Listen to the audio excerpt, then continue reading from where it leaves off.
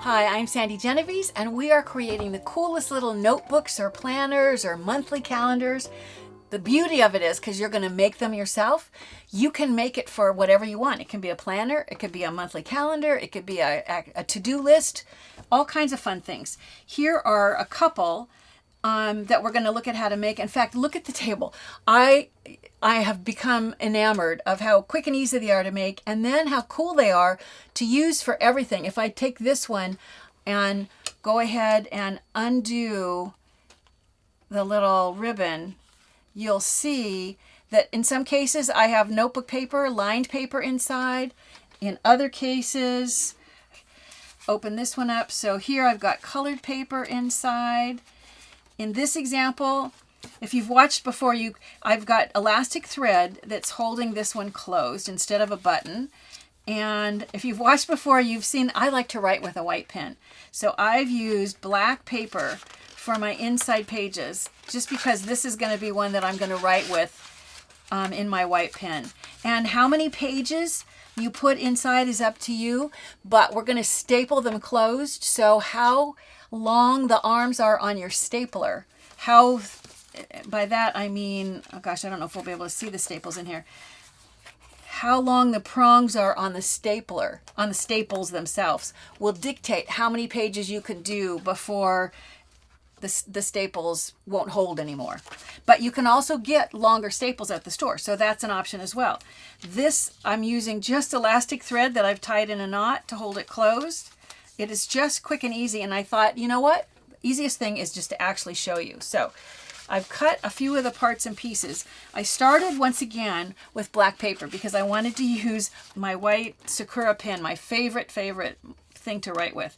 So I'm going to be using that for inside for my notes. So I've taken black paper, and I think I have like I think I have 3 or 4 sheets of black and a couple sheets of this grid paper.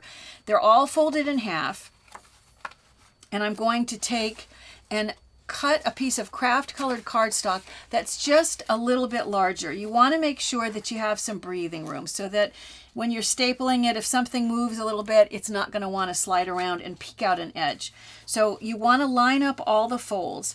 And then I find that it helps to go back and just use a clip to hold this shut. Let me find a couple paper clips here. And, oops, I'm going to clip these pages. So basically, it's just going to keep this from wanting to move any more than this. Now I'm going to open it up, which is why you want the clips. And I'm going to take a stapler that opens and a piece of a cardboard box. If you look at this from the side, you can see it's a fairly open cell cardboard. And I want to take a stapler that allows me to open the arm like this because I have to staple flat. I'm going to open this up. Because of my clips, my paper should still be lined up, and I think I'm going to put a staple, 2 of them. I want to put the staple so that it goes into the fold line, so I'm going to position this roughly over the fold and staple straight in, and then I'm going to come down. If I've come in like, oh, that's about 1.25 inches, I'll try to come in roughly the same amount. You can measure it if you want, but it's not actually going to show.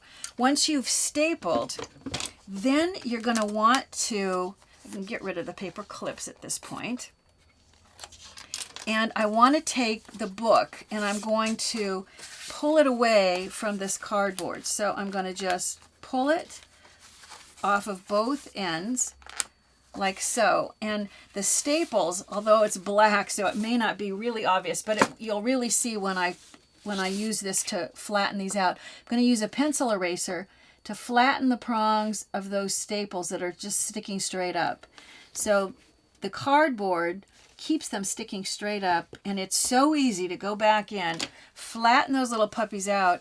And now if I go ahead and refold this, you just have the coolest, simplest book. Now, if it bothers you at all to see those staples, I mean, you buy a lot of books that even already have the staples in it, but if that's an issue and you don't want to see those, the reason I did it first is because now you can add your decorative paper over the top and even cover where the staples were. So I'm going to take patterned paper and I'll add adhesive. You're going to want more adhesive. I know I say this all the time, but I'm putting it enough together so you can see how to build this.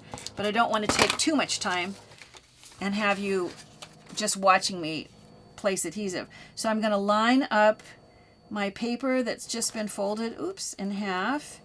I'm going to go right over the edge and place that down. And then I'm going to add a little detail. I've taken some checked paper here.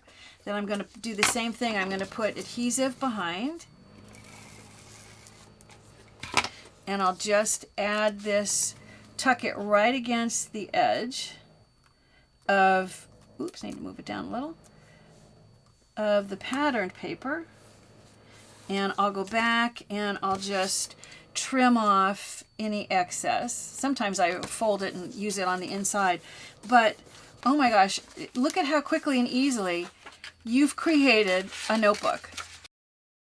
It is not hard to do, and the customization that you can create by making them yourself is really cool. I thought I would show you the steps that I used in creating this one. Now, we've already seen how to build it, so I don't think I'll bother to staple the pages inside. But just as a reminder, we'll go through the steps so I can show you.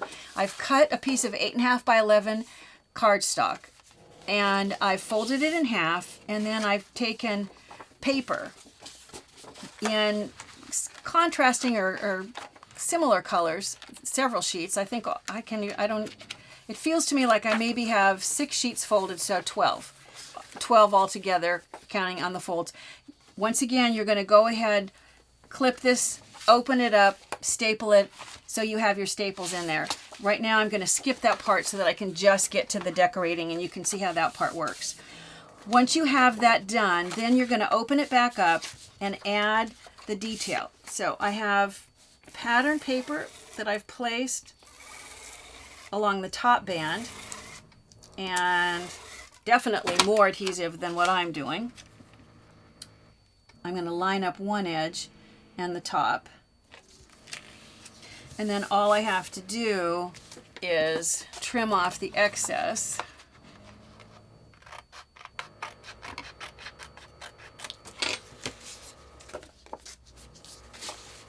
And you can see how that's going to happen. Now, I'm going to add a band of color to the next layer. So let me put adhesive just to create what looks like a little bit of a stripe. And I want to position this so that I start at one end and I'm tucking it right against that edge. I'm going to go over the fold, continue, and then trim off this and the excess. Gives you this. Now, if you look at this area here, I'm not going to stop to do all the cutting that I would have to do, but this was a sheet of patterned paper, and I so liked the design that I just cut out the flowers. And in some cases, I was trying to cut around the stem, and then I realized all I really need to do is cut out the flower, which you can see I did here, and then just add a stem to it. It's way faster than trying to cut around a skinny little stem. So if you decide to do flowers, just cut the flower out and add your stems later. And then I took and I die cut the numbers 2017 to place here. These are handy if you want to do one for each month. Now I want you to see how easy it is to create the button closure. What you want to do is find a button that you like, and I like this heart shape, so this is the one I'm going to use. And when I turn it over, you'll see that I've already placed just a little bit of foam adhesive on the back. Don't go to the edge. If you look here, when this wraps around and goes all the way to this side, I'm going to want to curl it around. See how the ribbon is going inside? If you go right to the edge, you're not giving any place for this ribbon to be able to have contact.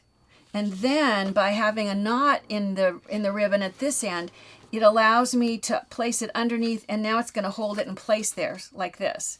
So I've taken and I've placed adhesive, some foam adhesive on the back, but not all the way to the edges. And I'm going to just remove the backing. And before I place it down, it's going to hold the ribbon that's going to sit this way. So because I want it to go this direction, I'm going to, place the ribbon so that it catches on the adhesive. And then I'm going to, let me see if I can get my fingers out of the way here. I'm going to go ahead, decide where I want to place this. And the ribbon does need to stick out going this direction. So it's going to wrap all the way around. You want to really press and get good closure. Bring this around, and when you're going to wrap this around like so. You would trim off the excess and tie a knot, which you can see I've already done here, which just is how you're going to finish off the whole thing. And that quickly and easily you can create all kinds of cool notebooks. And because they're custom, you can make them themed for holidays, you can make them themed for different kids, for different activities, all kinds of stuff. If you're a fan of planners and mini notebooks, you're going to be surprised at just how easy it is to make your very own. Remember, I love hearing your comments. Be sure to share us with your scrapbooking and your crafting friends. If you want to, you can like us with a thumbs up. Don't forget to sign up for these free weekly videos. However, if you want access to hundreds of past episodes, or if you want to be able to print a full color instruction sheet, then you might want to consider joining the Gold Club. Bye for now.